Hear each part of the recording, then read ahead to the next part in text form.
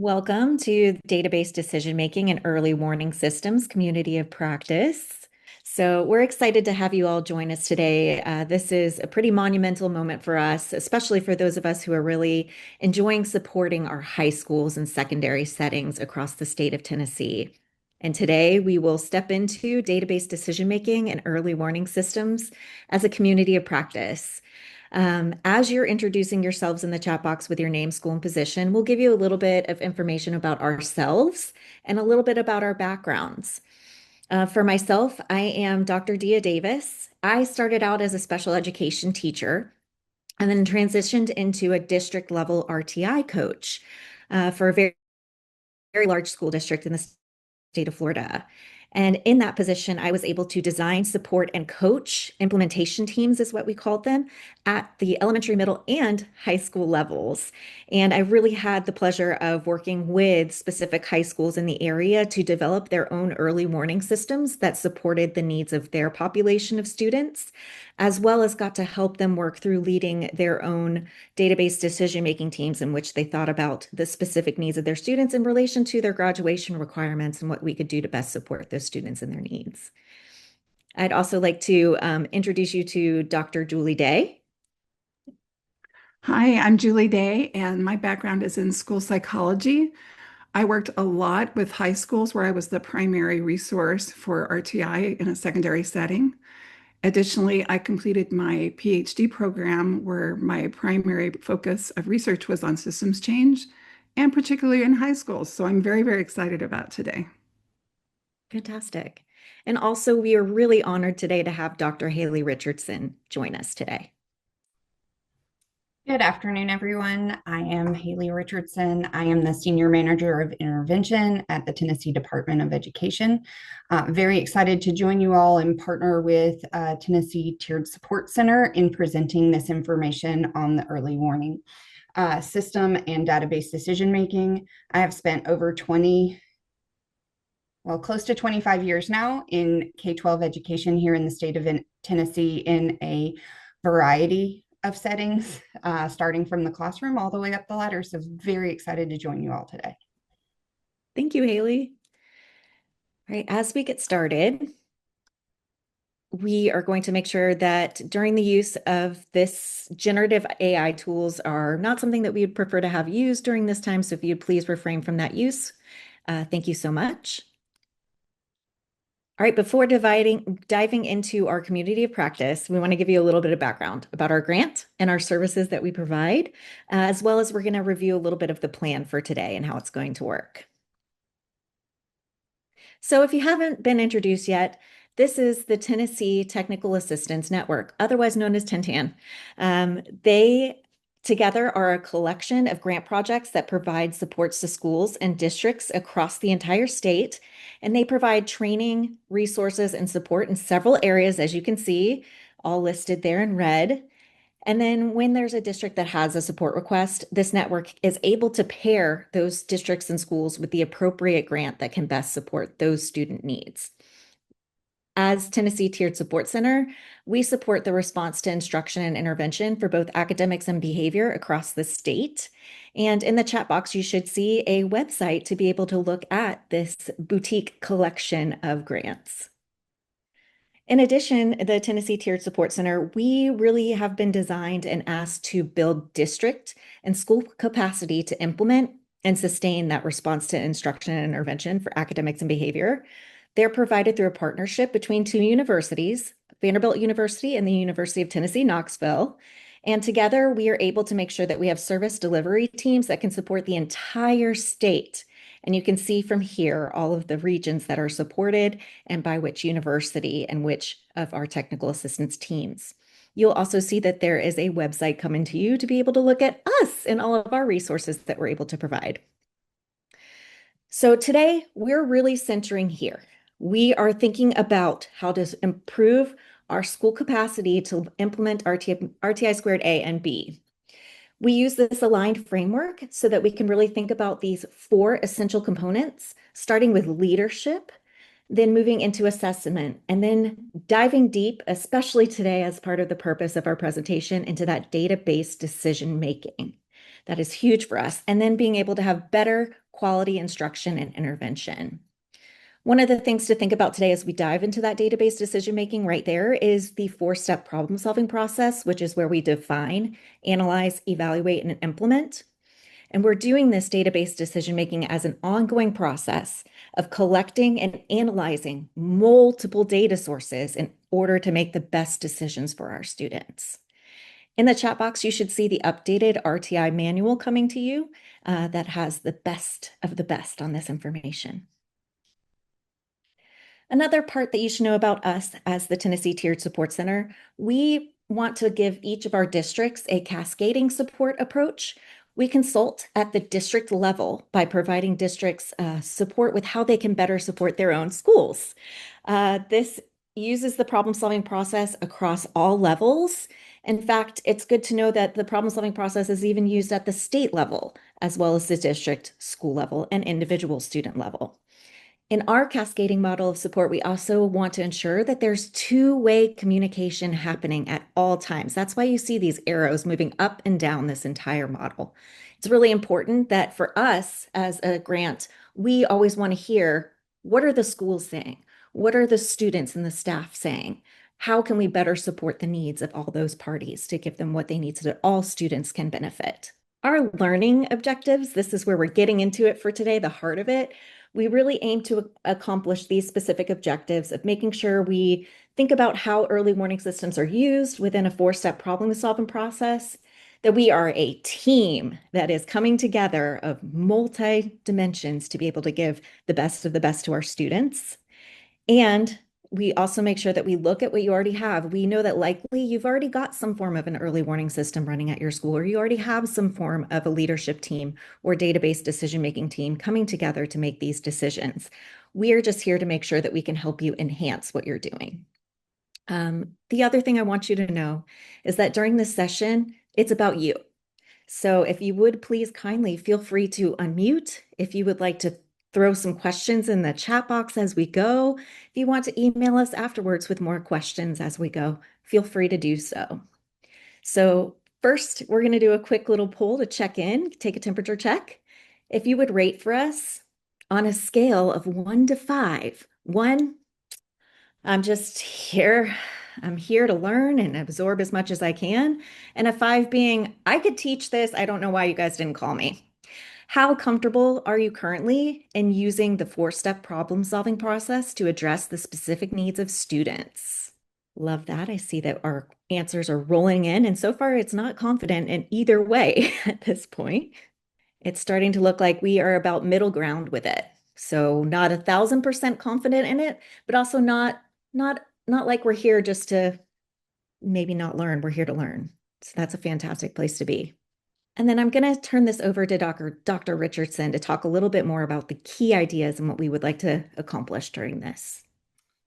Thank you. So what we are presenting today is information regarding database decision-making and specifically how that process relates to early warning systems in secondary or high school settings. So the information that we're proposing and presenting to you all today should be immediately applicable to those secondary settings. This is a proactive problem-solving process for all students at every grade level. So it's not limited strictly to your entering freshmen or even sophomore or new students to the building, but rather looking at every student in your building and keeping a pulse check on progress and positioning yourself to early intervene when problems appear on the horizon. We know that the early warning system provides us with a variety of data, but those data are really limited in nature and in what they're revealing to you as a team about students and their needs. So we are really presenting to you today a process of coupling that early warning system indicator with a variety of data and leveraging that database decision-making process and the problem-solving model within that to really target student-specific needs and align your supports to address those needs. That would include identifying risk factors to really streamline your process for understanding student need and then responding timely to that need.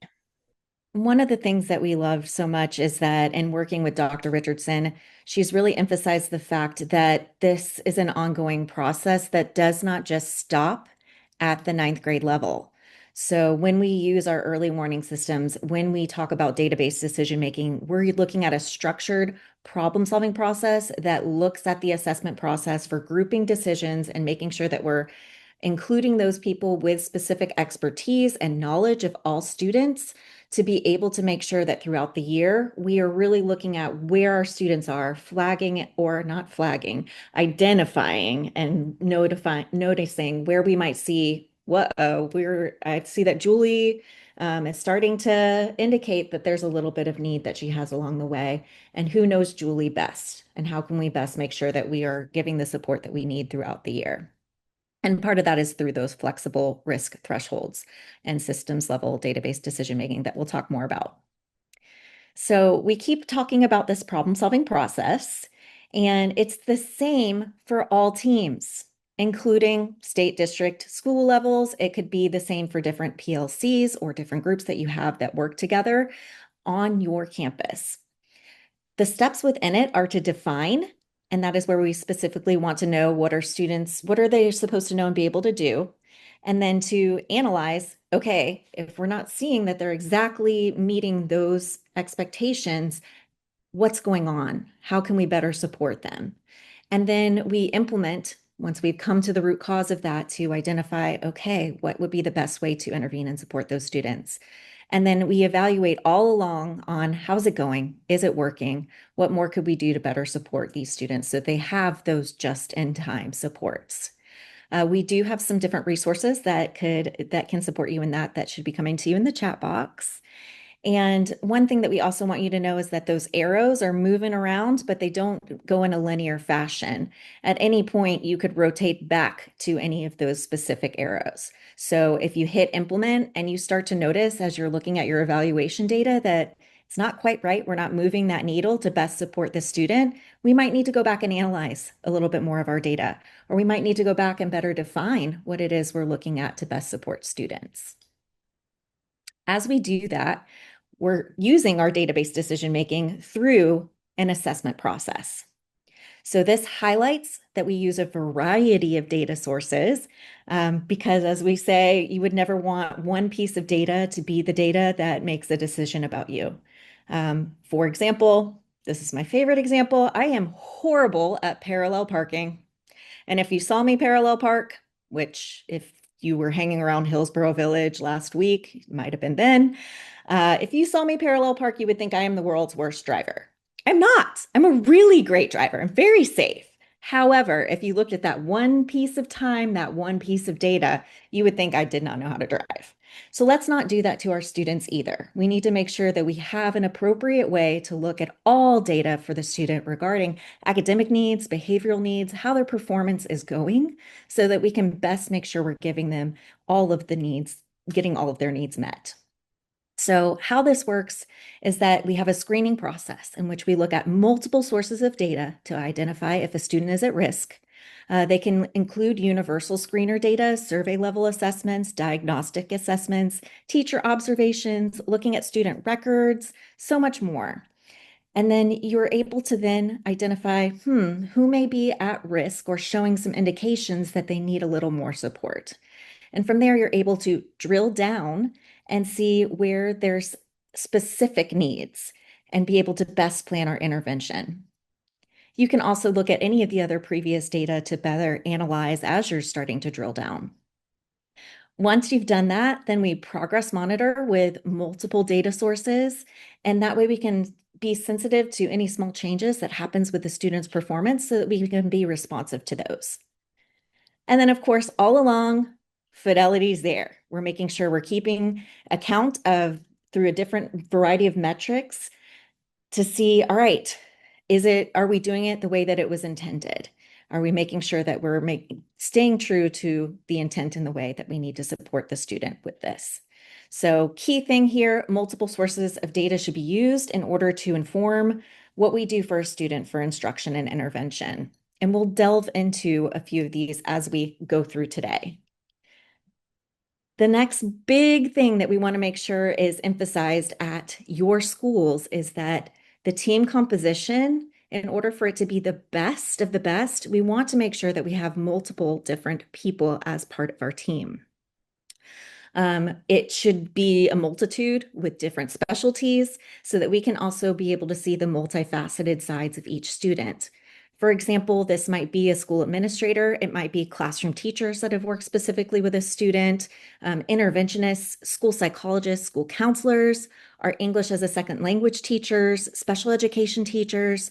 We've even had where we have perspectives of the students themselves or outside counselors, school social workers, mentors, tutors, coaches, music teachers, all of those to be present because we want to make sure we have a clear picture of who the students are and what they might need. This should never be a team of just one or two. It should be a team that is truly a team that takes on a large perspective on that and are able to really handle it together.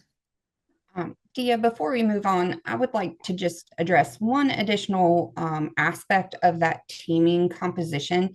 We recognize that it is next to impossible to get two people sometimes in a room together. So to expand that team to many people might be a challenge. And sometimes it's not about having the folks at the table in person, although that when you can do that is really going to work to the benefit of moving the conversation forward. But when that's not possible, getting that representation at the table is critical. So even if you have a meeting scheduled where everyone who is a touch point for that student might not be able to be at the table, having the voice represented at the table is critical. So making sure that you have procedures, processes in place that allow for the collection of that voice and those data that come from that observation, that interview space is critical. You're so right, Dr. Richardson. You're even reminding me that one of the high schools I worked with, there was a scheduling issue where someone wasn't on campus every day of the week. And they would hold pre-meetings where they were able to kind of interview that person to make sure they got their perspective to share when the whole team was coming together, even if that person was missing. Or in this day and age, being able to use something like Zoom or Teams to be able to bring someone in to be able to be a part of the decisions.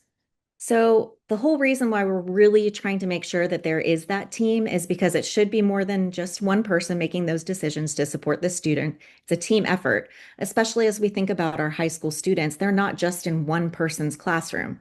They're in multiple environments throughout the day. And so therefore they have multiple interactions and opportunities in which they can learn and be supported.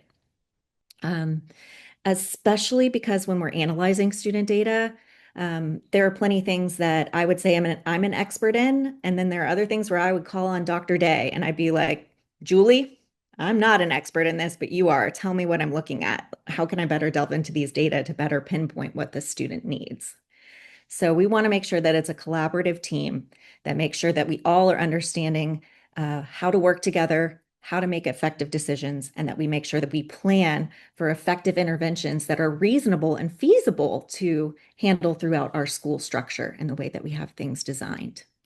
Another key thing that's really important is that we review data throughout the year. It's not a one-time thing. We're not one and done. It's really great, especially right now at this point in the school year, if you went ahead and started planning when those might happen. Is it going to happen after every quarter? Would it happen every 6 weeks? You know, how frequently so that we can really get ahead of and be preventative and proactive in supporting student needs. Perhaps a student who looks like they're doing fantastic at the beginning of the school year, something happens in their life. And by October, we should be really worried and we need to intervene then before it's too late. We should not be waiting until the end of a semester or the end of a school year even to determine if a student might need some additional support. The other thing that's really great if you set these dates ahead of time, predetermined, that if any students transfer or come into your school mid-school year, you're able to be on top of that and making sure that you understand what those students' needs are and where they're coming from. We also have many schools that will set up something such as a request for assistance form.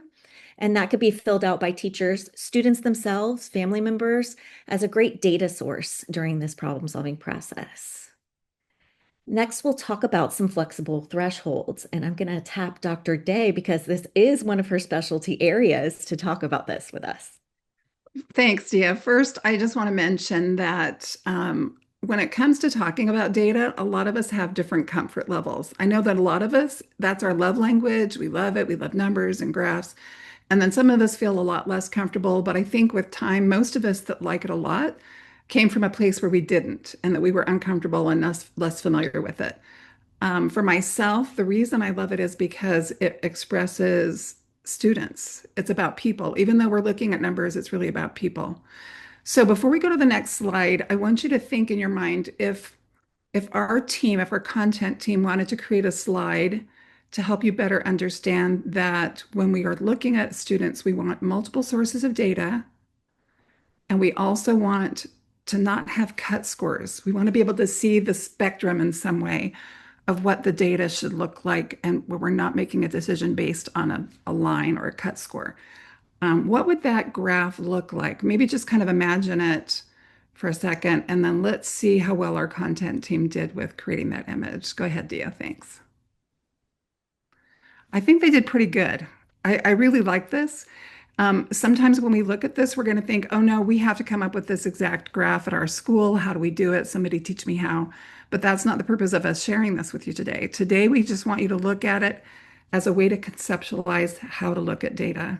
How should we be imagining the data that we're receiving about our students? And this is just some of the data that you might have readily available on a high school student, for example. And if you look at it, first of all, it answers those, it responds to those items that we want, which there's multiple sources here. There's lots of different types of data that we're looking at. We're looking at academic and behavioral data. We're looking at attendance as well. So if you look at it all together like that, it makes a difference for the decisions that we're going to make, where we can actually impact our student. And if you look also, maybe follow that yellow line and how it's moving to different spaces, it can help you understand a little bit better that on some of these items, our decision point is going to look a little bit different for them as well. So I wouldn't look at just the absences and make a decision based on that. I would want to look at and see what else is going on for a student before I intervene. So I hope this is helpful. This is mostly just for you to look at a way to conceptualize the data and to make sure that we're basing our decisions on the whole picture and creating a whole picture for our student. Thanks, Tia. No, thank you, Dr. Day. So just as Julie said, these are not rigid guidelines or decision rules. And I know that can be kind of a different concept for us, but seeing that there's variability, because if we have those hard, fast lines, we might be missing some students who are starting to show some indications of risk. So we want to support those students. So the early warning systems, it's a screening, it's a universal screening tool, and we should do it at least once per year. And then we should be trying to think of all of the additional sources of data that could best support our students with those needs. And then it helps us to be able to drill down a little bit further and use that problem-solving process where we can better define, analyze, implement, and evaluate. And our RTI manual has pages 15 through 17 where it talks a little bit more about this. Dr. Davis, before you move on, I just want to note here that while we're saying at least once per year, that is minimum. So that's really the starting point, if you will, of implementing this process. That's where you are taking a look at all students at least once a year. But once you have identified risk for a student or a group of students, you want to make sure that you are keeping a pulse on what's happening with those students. And you want to be sure that you're returning to students who are flagging for risk after you have done your initial pulse check, if you will, on your student population. Because as Dr. Davis did mention, we may have a student who was positioned really well in fall and it looked like they were off to a great start and everything was firing the way that we hope to see. And then around November, the wheels started to come off. And we want to be sure that we are prepared to identify the need and support the need in time with that need so that our interventions are designed to be immediately responsive. Thank you, Dr. Richardson. So again, we're not asking for an early warning system for you to go out and find some additional, unless you don't have them that show you the different areas and aspects of a student and all their needs, especially at the high school level. But it should be existing assessment data. It should be existing things like your attendance, your office discipline referrals, all of the academic performance data that they've had up until coming to you. That way we can better identify their need and we can better support that. It also, in some ways, can help us to identify if there are any school climate issues or things that are going on with our tier one instruction that maybe we need to make sure we're intervening on immediately and making sure we're making those changes to best benefit all of the students at our school.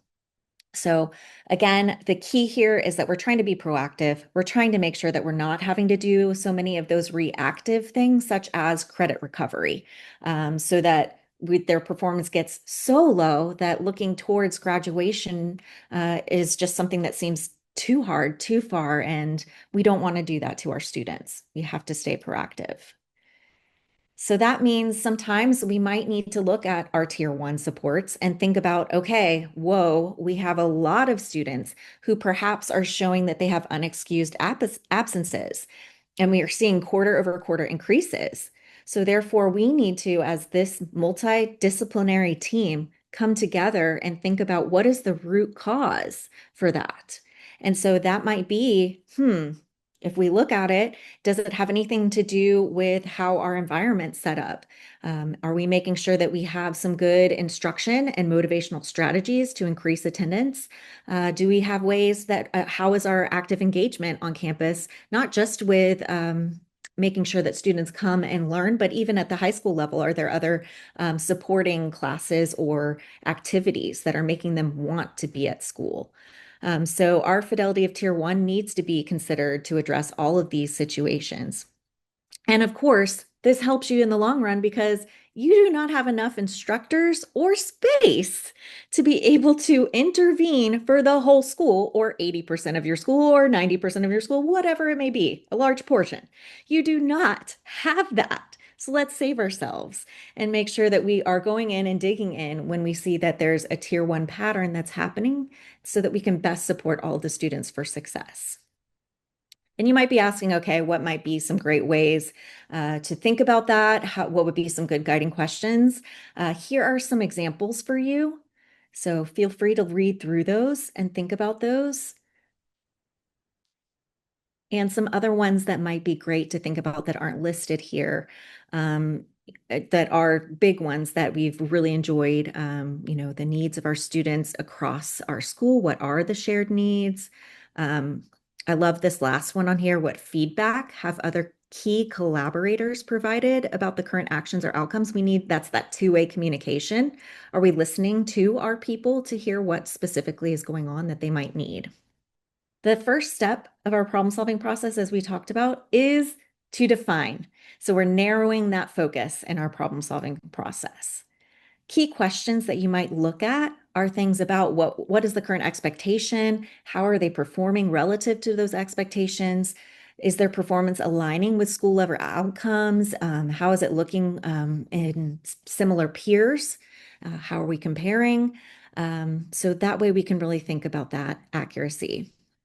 So when we define, this is kind of going to be our non-example, we want to make sure that you are able to really understand in measurable terms the difference between what is expected and what we're observing for the student. So here is our student, Ricky. And when we look at Ricky, this is what a team that's new to problem solving might have written. Now, for you all, what might be a way to make this a more robust definition or support to know exactly how we might meet Ricky's needs? This is a little short answer poll where you can kind of give us some ideas on how we might get a stronger definition of what we might need to best support Ricky. So right now we know he's got 6 absences and he almost failed his core math class last semester. What else would you want to know? Because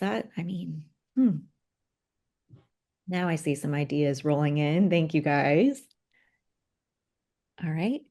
I'm just going to go ahead and end that poll right now so we can see some of the responses. It looks like on my end, I'm not seeing the exact responses. Are you able to see it, Dr. Day? All right. It was a Really new nice. feature. Let's see. It was a new feature we were trying. Dr. Sandomierski, can you tell us what maybe you saw? Well, sure. I saw, well, in terms of what I saw when you displayed the poll results, I saw my answer, and that was it. So I thought it was a great answer. So yay. What was that answer? I'm happy to share. I wanted to know at a minimum, what does almost failing his core math class actually look like? And what's his performance look like right now? Yeah. We have one who is saying what's going on related to the 6 absences. We have Mary who's saying behavior information and exact data from that class, more than just the core final. We have someone else who's talking about communication. Oh my goodness, I love this. Actually talking to the student and talking about what's going on. There we go. And how's the student performing in other classes? That's a fantastic question. All right, so you guys get it. Like you would not know exactly where to specifically intervene here to best support Ricky. We could not jump ahead into implementing a specific intervention for Ricky. Perfect. So as you think about that, and since you're already looking a little chatty in the chat box, I love it. What would be some other ways that you might verify some risk, and not specific to Ricky, but in general? How could we think about additional data sources to really think about where intervention might be needed? Um, those things for this could be office discipline referrals, looking at student work and analyzing, looking at the types of missing assignments, other qualitative and quantitative data sources. I see Annie saying parent input. What are some other ones? Ooh, Susan, SRSSIE scores. That's a good one. Teacher and family reports. Yes. So that could be family concerns. We could think about all of those screener data, looking at the student's record review, looking at how they've done over time in specific skill areas that we're doing, student observation. You guys are fantastic. Yes, end of course results. All right. So we know in order to do and make sure we have a better definition of what Ricky might need, we know that we need to do a little bit of drilling down. So that could be where we do those formal or informal or existing assessments or even teacher-made assessments, looking at specific skills. And that way we can see where there might be some skill deficits or behavioral challenges. Help that teacher determine how to make targeted and individualized changes to make sure that intervention is the best. It's going to help us get to the root cause of what's going on so that we can really nip that in the bud and keep it moving. So here's what we've got for Ricky. So we're going to have a little bit of a broader view.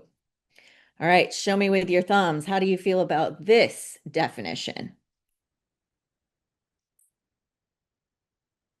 Feeling a little better, right?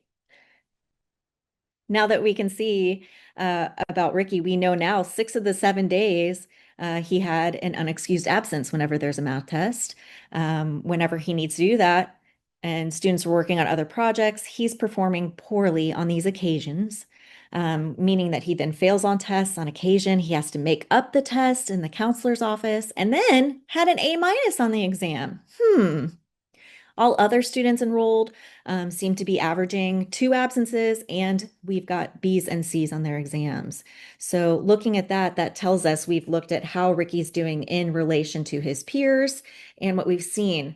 What stands out to you, though, now in this broader view of what Ricky needs? Ooh, we're thinking about test anxiety. Yeah. And people are thumbs upping that idea, Jessica. Thank you. Attention issues, things like that. So it sounds like we maybe are still wanting to dig in a little bit deeper and make sure that we're getting to the root cause of what's going on with Ricky. And that is Fantastic. You guys are scoring 100 out of 100 on that because that's what we really want to have happen is that we want to really know all the multifacets that are going on with the student. And especially with someone like Ricky, we want to think about academic and behavioral needs because it sounds like perhaps the two are going hand in hand. They're not separate, right? So that's a great benefit in that we can really make sure we're catching all the students with overlapping needs, making sure that our meetings are more efficient if we are aligning our academic and behavior discussions and not having two separate meetings about the two things because it's one student, not one student split in half by academics and behavior. We got to come together and talk about both of those things because it's a whole student.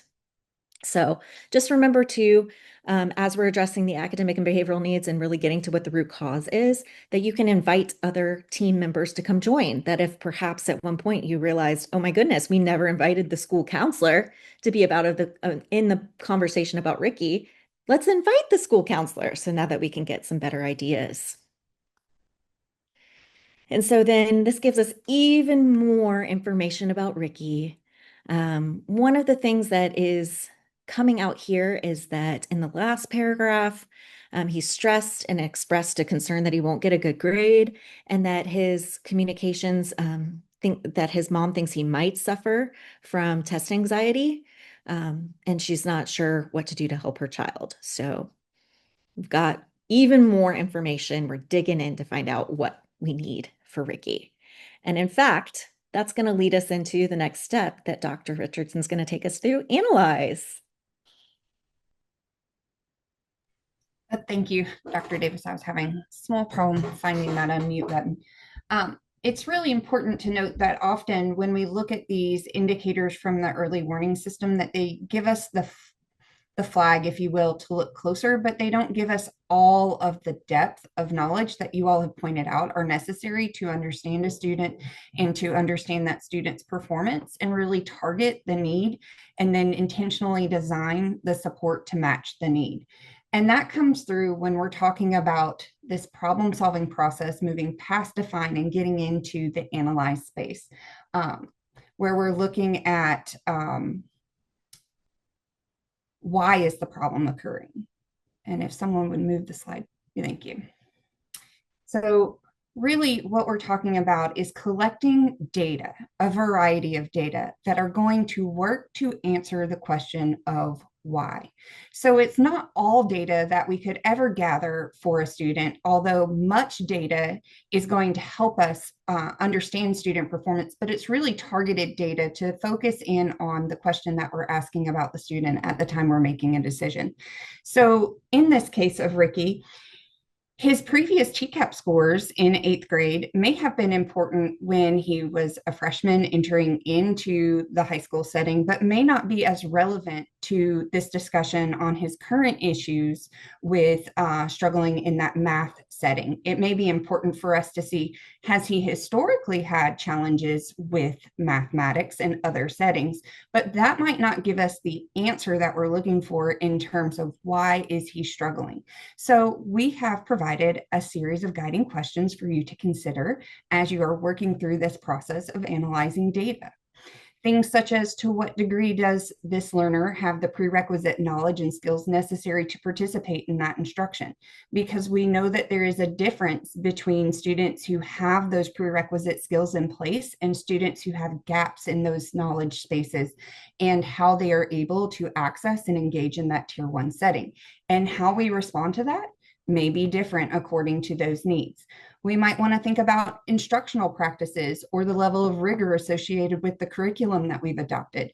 Or some of you even mentioned this in asking about Ricky and thinking about what factors may be influencing his performance, such as the environment. Is the environment playing a role on how the student is engaging and performing in that space? We also want to make sure that we're not limiting our conversation to only specific colleagues or teachers who may be interacting with the student, but making sure we have a full representation of a variety of voices who are engaging with the student, because perhaps that teacher in that CTE course has a unique relationship with that student that has given a unique perspective into that student's background and life that may have huge impacts on how we understand that student and what is happening with that student and his or her performance in that classroom. So again, not limiting, but really expanding our understanding and gathering a wide variety of data so that as we come to that space of really digging in and trying to identify what's happening with the student, we have a variety of data that helps form that larger picture. As I mentioned previously, we want to be sure that we are focusing on those variables that are relevant to what we can control. There are things that are within a locus of control and things that are outside of a locus of control. And so you want to be sure that as you are thinking about how to support, that you are designing things that can in fact be implemented and supported. Just because a school cannot control it doesn't mean that it's not a factor. It just means that you might have to plan differently for how to support or overcome a challenge point in that space. So thinking about and strategically planning for how to support a student and where we are seeing their area of need is going to be critical in the overall success of how that student responds to the intervention instruction that we have designed for that student. So here we're talking about an instructional hierarchy, and understanding where a student is at in this process is going to be really important in designing in not only initial instruction, but also intervention supports, whether that's a standards-based support or a skills-based intervention. So thinking about where are they at in terms of acquisition or fluency or generalization or adaptation. In other words, where are we at in terms of initial introduction to a set of skills or an expected performance versus a skill or a set of application pieces that we are expecting to be at a far more proficient level due to the nature of that skill. One that comes to mind immediately is a student's ability to identify the main idea. That is a repeated skill that is introduced in elementary school. And really, by the time we have a student entering into the high school space, we are going to expect that they have entered into a space where they can modify and adapt that skill for a variety of settings. If we're not seeing that that student is operating at that level, that may be a flag that we want to go and determine, is there more support needed in that space? Does that student need additional help with comprehension, with identifying what the text is about and how to tease out the most critical point that is being represented in that text? That's going to help us separate skills-based needs from those standards-based needs. Skills-based needs are those that are characterized by that foundational or prerequisite skill that is missing in that student's foundation that is going to allow them to engage at higher levels with that grade level, content-specific presentation of information in that Tier 1 space. These may be students who do not understand the process of multiplication. And so it is impacting their ability not only to participate in that Algebra 1 space, but maybe also in some science curriculum.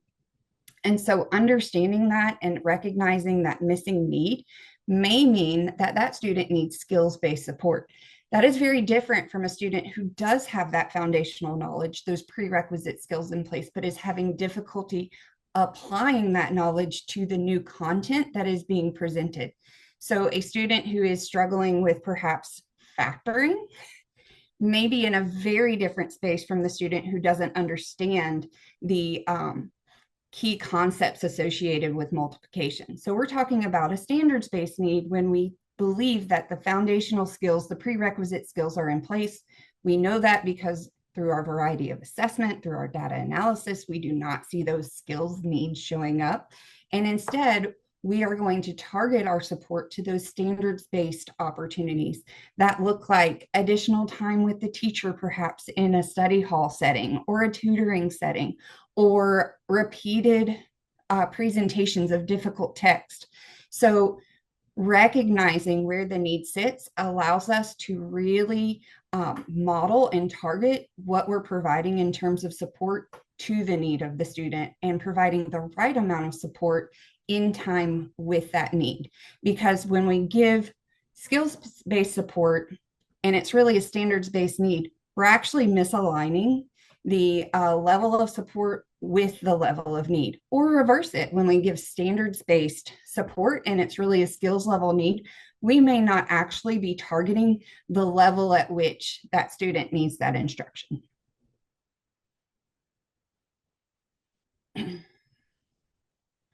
Which brings us to a case study, because it's always important to be able to apply and grapple and take what we've been discussing and put it in real time. So here we have two students who have presented with some information through perhaps a teacher referral or an early warning flag.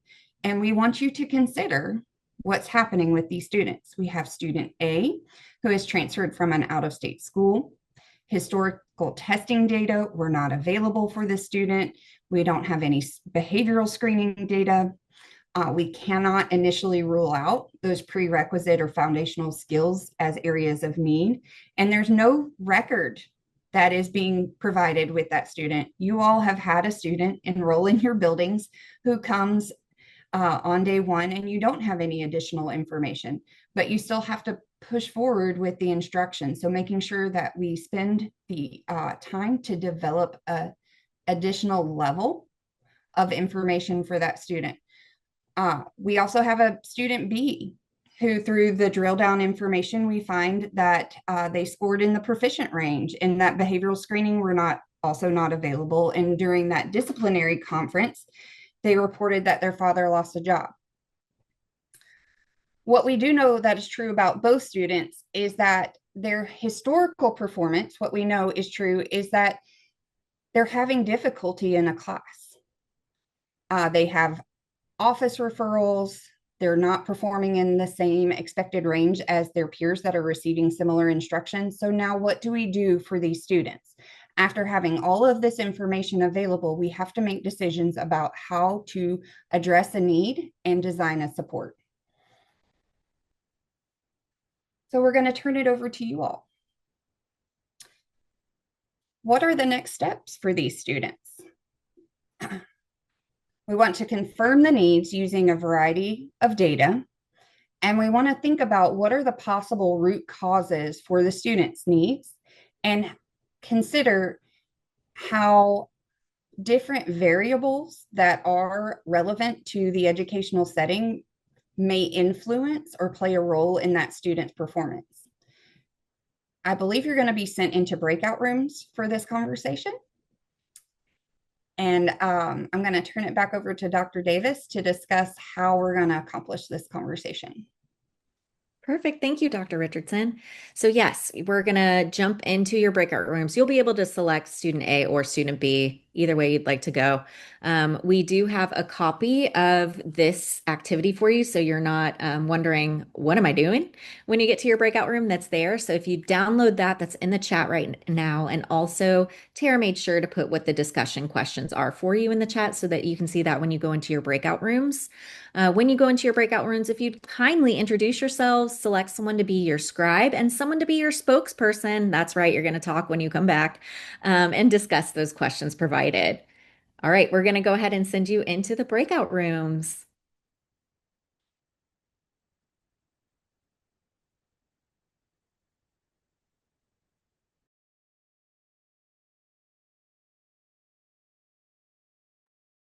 All right, let's hear how the breakout room discussions went. Could you just put in the chat which student you looked at, either A or B, and then any of the data sources that you thought would be helpful? And let's just see what you came up with. I'm hoping to see a lot going on in the chat.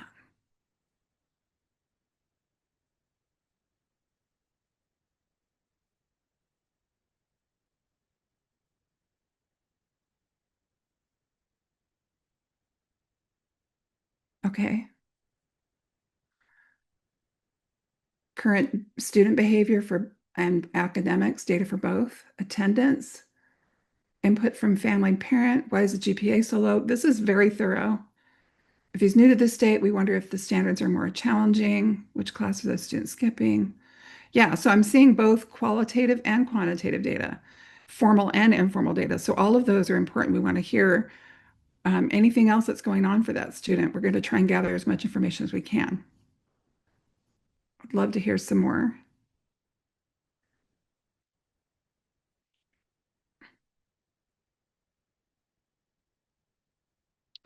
Check with previous schools. I like that. An interest inventory, universal screener, drill down after screeners, a phone call. I love the qualitative data. Ames Web, communication with the student and the family.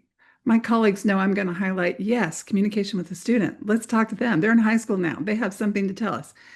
Even in elementary school, they have something to tell us. Let's talk to our students. We get a lot of our best information from them. Any other data that you wanted to look at? And then I wanted to, let's see. Student interview, A+ from Dr. Day on that. What's needed? Parent conversation, teachers. Yeah, there's a lot that we're still missing, and we can get a complete story by looking at some of those other elements.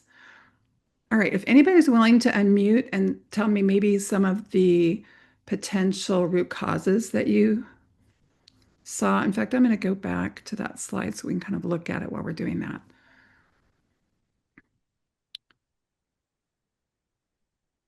And then again, if you don't feel comfortable with that, then you can go ahead and put that in the chat as well. What do you think? And these are just hypotheses. So nothing's definite yet. We're just guessing what we think it might be. What's the root cause? So I will share. I'll share. Yeah. This is Susan from Bedford County, and Mr. William Bishop and I were talking, and we thought that for student A, since there is just really absolutely no data for that student, it's probably or could possibly be a student who's very transient. So that could be a root cause, very transient, and maybe didn't stay in one place long enough to gather any type of data before, they moved on to the next school. Yeah, that's a good guess. I think we see a lot of that in our high schools. And part of the problem is that maybe they've been moving around. So then we want to confirm that, right? We have a hypothesis that we want to confirm and collect more data to see if we were right on that. Thank you for sharing, Susan. Anybody else? Any hypotheses about? Julie, our group had talked about student B. We really felt like we really needed more information to identify the root cause, but we did think that there might be some emotional stress due to the dad losing the job. And we thought maybe the student, if they had to work after school, was coming to school really tired and not engaged to what's happening in the building. Thank you, Annie. There's so many things that could have come from the fact that the father has lost his job, right? So we want to investigate, how is that impacting the student? Is it impacting the schedule for them, or is it impacting emotionally or financially, most likely as well? Or the behavior in the home, what's the tone at home at that time? So many things. Any other, let's see, Alicia, we don't know if this is a new behavior or an ongoing issue from school to school. There's something definitely going on. Student interview and counselor support would be imperative. Yes, so much more information is needed.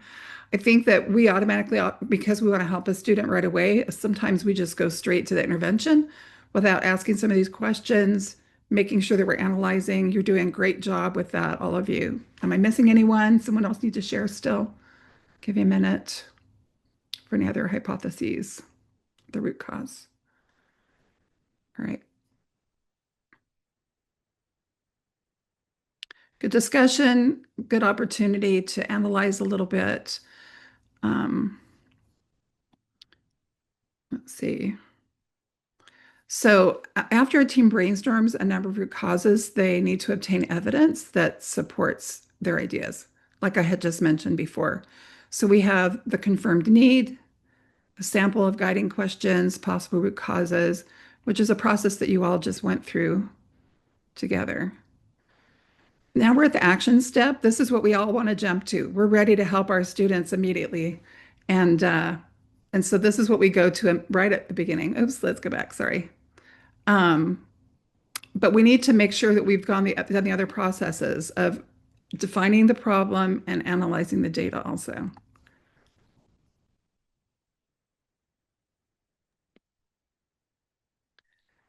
So when we're trying to select an intervention, we want to consider a few things. So first of all, we want to choose an intervention that's supported by research and that it targets the deficit. We want to make sure that it is developmentally appropriate. So these are all things to consider. We want to make sure we have a plan. When we create it, we need a step-by-step process. We want to collaborate, which we've been talking about. Make sure that people not only have collaborated for input, but also for carrying out the plan and knowing what their roles are for that. We want detailed records. Keeping records is really important. And then keeping those lines of communication open with everyone. Make sure that the supports match individual needs. I'm very aware of the fact that a lot of high schools, some of this you're already doing, some of this is going to be new to you today. And it can be overwhelming to try to do everything all at once. So what I'm hoping throughout our session today that you've been taking maybe little notes on something that might work next or the one improvement that we can make to kind of tweak it and make it better at our high school. And so with that in mind, I want you to look at these guiding questions for the implementation stage.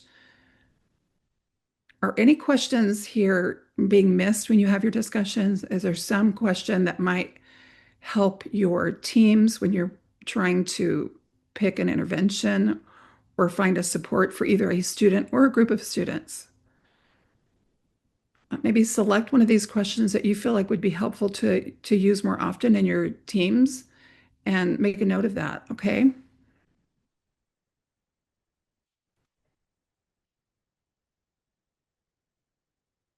Here we have a non-example. We're stepping back a little bit now, and we're looking at what we've done so far to include all of these steps of the problem-solving process, the definition, the analysis, and implementation. Really quickly, I just want to point out that a lot of times when we talk to people in schools and districts, everyone kind of feels like they're doing the problem-solving process, but sometimes they're missing steps and not really going through them explicitly. And by doing that, you're selling yourself short with what time you have available to you and the resources that you have. So we need to really make sure that we're very precise in this process and doing the best we can to move through what is needed for each of our students. So starting with the problem definition, analysis, implementation, just kind of look at this example, read through it a little bit and see if you can pick out what is missing or why is this a non-example? Why did we select this as a non-example?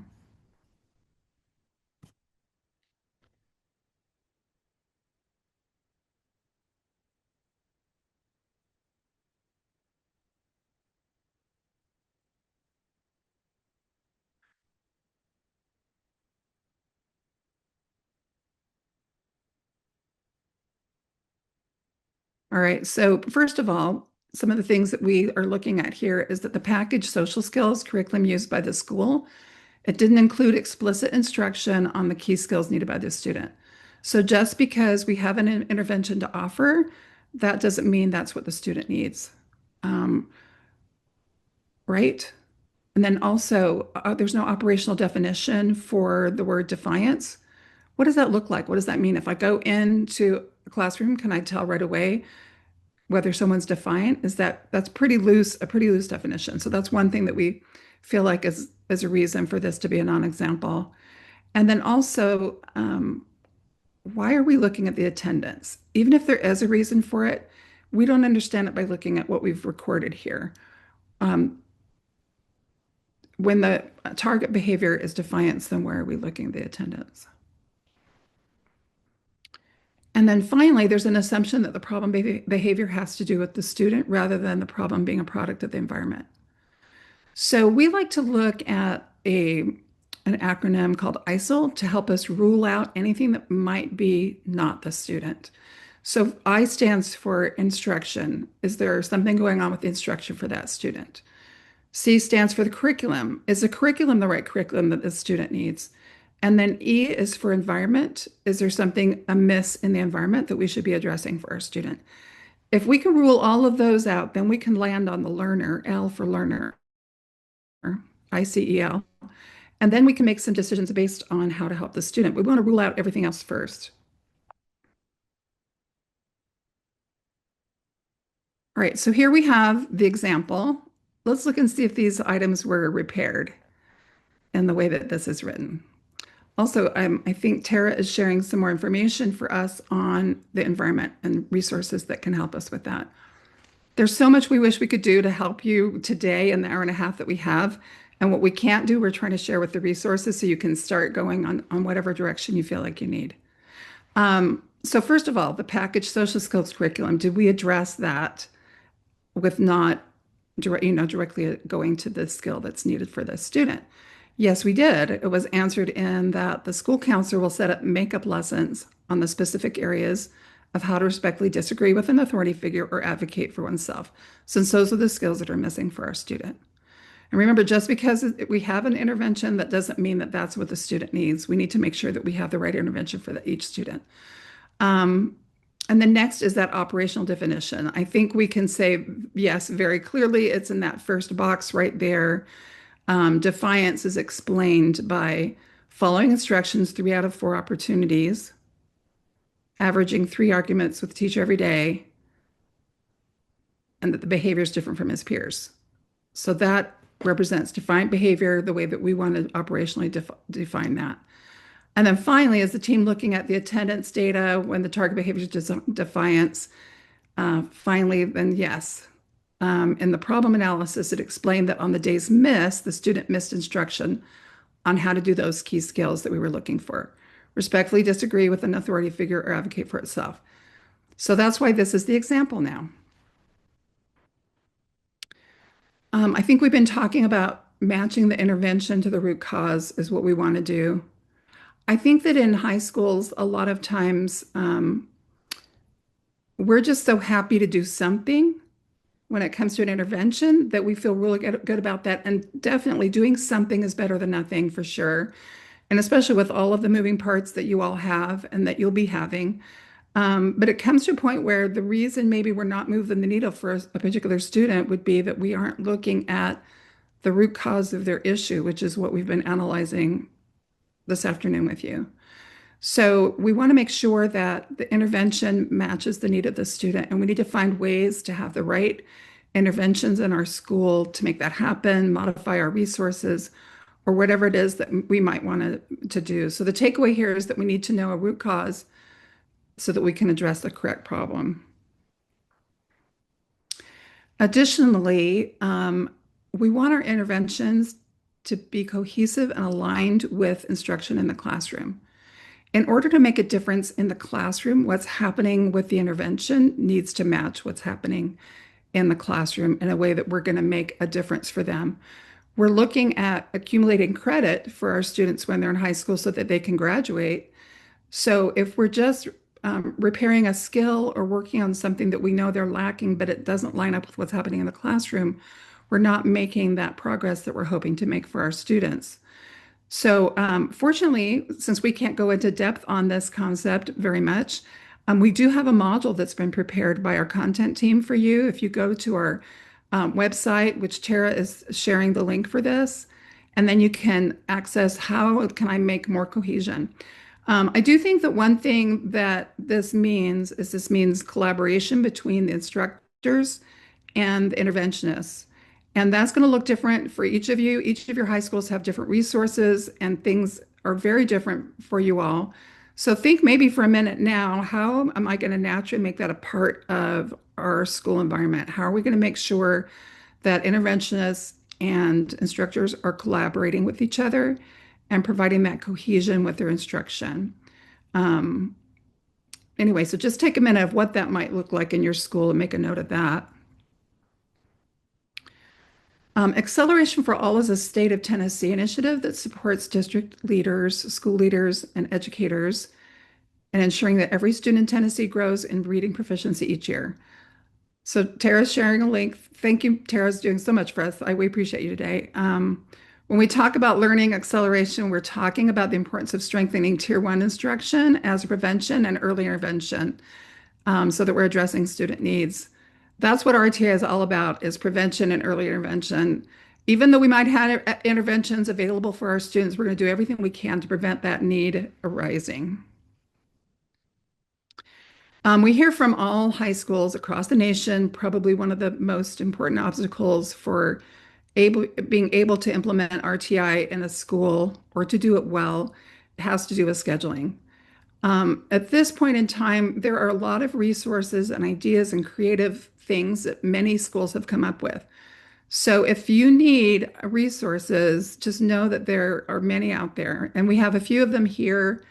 And some of these are more about prevention than actual intervention also, but that's what we're about. We're about both of them. So some high schools have found that using academic or behavioral success centers that are available at all times for students is helpful. Peer support often is also helpful. Modified hybrid block schedules, so you have additional class time or days between classes, intensive blocks, flex time, so many different options that are available. Skinny block, and then intervention course codes. We know that for the state of Tennessee, for both the English and math classes, that we have two different levels of course codes that can be used for intervention time. And it's important to note that when planning student intervention, it's targeting the intensive intervention provided addition to high quality instruction. Again, Tara's sharing another link for other ideas for scheduling. And we hope that you find the right thing that works for you. We know that it's trickier. There's scheduling that needs to be done for interventions, but also for teaming that we've been talking about and that Dia shared with you earlier.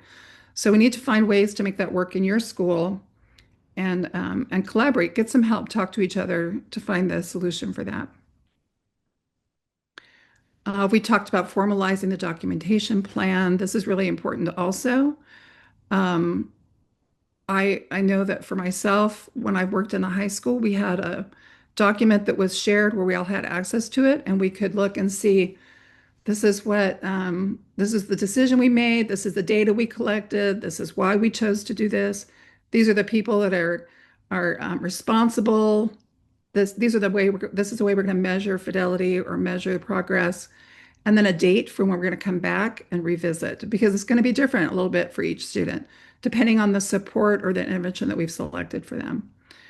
Documentation is super important. We don't remember everything, right? And then finally, we have our evaluation step, and this is where we start doing that progress monitoring. We want to look and see, did we make the change that we wanted to make? Again, here's some of those guiding questions. If you want to look at these for a minute when it's time to evaluate how we did when we come back together. Really quickly, I'm thinking about, as we're talking about that, it's not like we have one big meeting at the beginning of the year defining all the problems, and then later we have another one where we're analyzing all the data. All of these things are happening year round in all of the meetings. And it's just going to be different stages for different students or group of students. So if there's a question here that you feel like you could add to your discussions, please jot that down. Dr. Day, one of the other things was during the implementation phase, you're going to think about how will you progress monitor, how will you check fidelity along the way. And I feel like that's another key idea about that implementation. It's not just about what intervention are we going to do? We finally get to do something, but how will we know it's working and is effective? Right. Thank you. Making it part of the plan. I appreciate that. And that kind of is included in this slide here. Dia already showed, or Dr. Davis showed this slide earlier. And I really love this slide because it gives us that bird's eye view of what's going on in this school. However, even though we have progress monitoring and fidelity at the end of the slide, it's not at the end of the process. These are both ongoing things that should be happening in our schools. So I want you to be thinking about any intervention that you have in your school that you know you're pretty familiar with. And we're going to talk about what fidelity would look like for that intervention, because there's many elements to fidelity. We're not going to just zero in on the interventionist and then lay the blame all there if the intervention doesn't have the fidelity that we're looking for. So go ahead and rate yourselves on the poll. I believe there's a poll. There we go. Thank you. So first of all, student engagement. How attentive and involved are the students? We know that this is highly important in order for any kind of instruction to happen. Have you observed that they're engaged? Is that a passive receiving of instruction? It's not going to happen if it's passive. So how's the engagement? Go ahead and rate your intervention in your school from 1 to 5. 5 would be high fidelity, 1 being low fidelity. Program specificity means that it's distinct and different from any of the other interventions. Rate yourself 1 to 5 on that intervention or your school. Quality of delivery, again, this is not about the interventionist because we take responsibility as leaders. Are we giving them the training and support they need in order to administer this intervention with fidelity? Is the quality of teaching practices using consistent and with appropriate with intensity across all sessions? And then exposure or dosage, are they getting the full amount of time they need for that, the prescribed time for that intervention? Look at the system of the school. Are we missing something near the beginning? Are they often coming late or leaving early?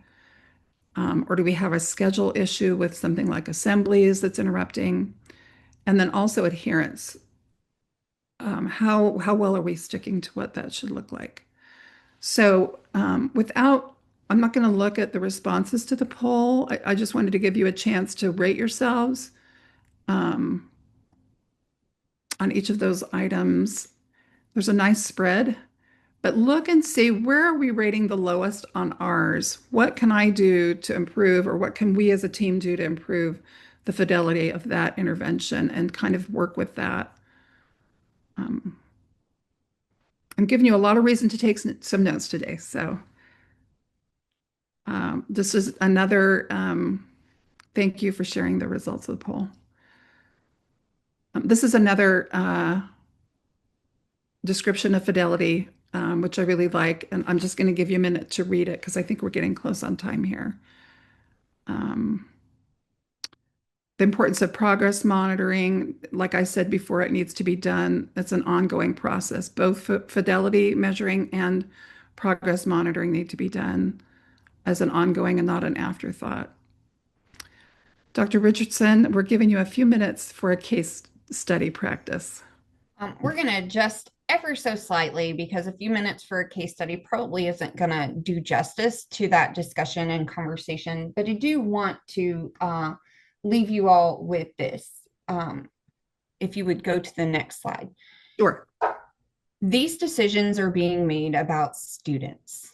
And we always want to keep forward that as we are making decisions and as we are thinking about the instructional design, the scheduling of our days, and what decisions we are making, it is really important to call forward the students that we are making these decisions for. And so when we are looking at student profiles, and here I've shared one with you, we want to be sure that we don't limit our view of a student's performance and their needs to a really limited pool of data that really narrows the focus of that student and their experience in that setting and beyond. Because really, when we're talking about any school setting, but especially as we move into the high school setting, we're really prepping for what comes next. And we want to be sure that we are positioning our decisions in that space. And so we need to consider, as we're looking at data and as we're building our student profiles, that we are including data that is comprehensive enough and representative enough of our students and their performance to really honor that space, honor and identify the needs, and respond to those needs in a way that not only addresses the need, but also positions them for re-engagement in that tier 1 space, in that content specific space, so that they can continue to move forward to meet their goals for, yes, that school year, but also beyond that school year. And so really having that forward thinking vision in mind and that proactive model as we're thinking about the design of intervention and the purpose of these teaming meetings and these decisions decisions is going to be critical in our design. If you would skip to the wrap-up slide. Sure.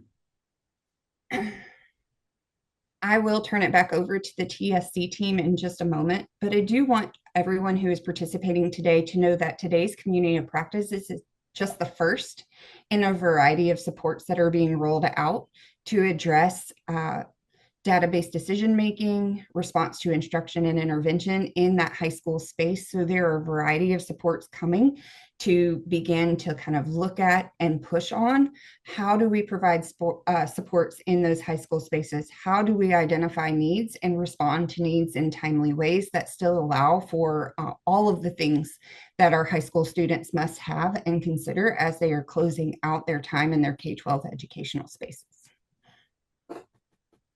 Thank you so much, Dr. Richardson.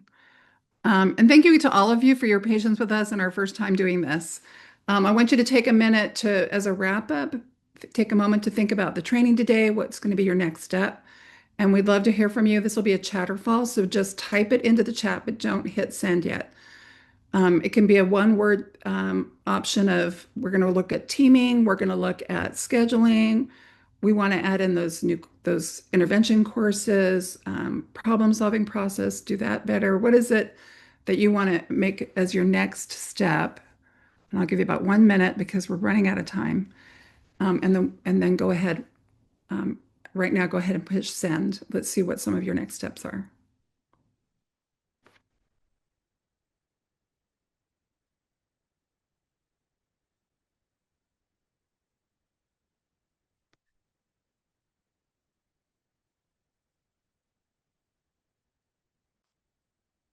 Thank you. We got a few participants on there, and I know we were kind of rushing at the end, so perhaps you can just at least make a note to yourself on what your plan is to do next.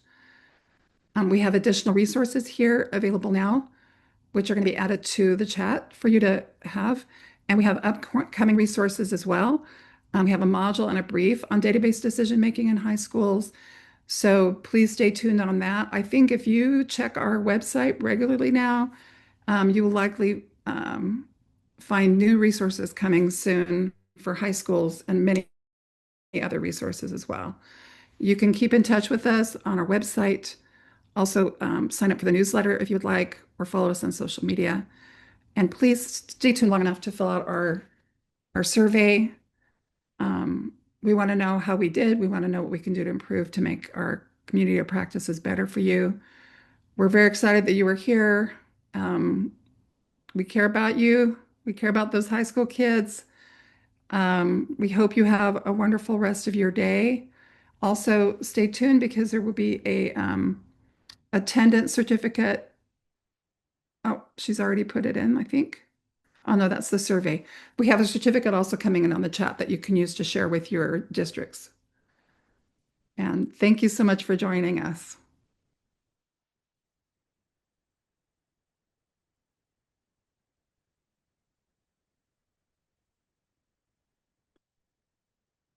I think we're going to have to wait for any follow-up questions coming through through an email. If there was anything we didn't answer. There were a few questions that I saw in the chat, but we'll respond in our follow-up email for those.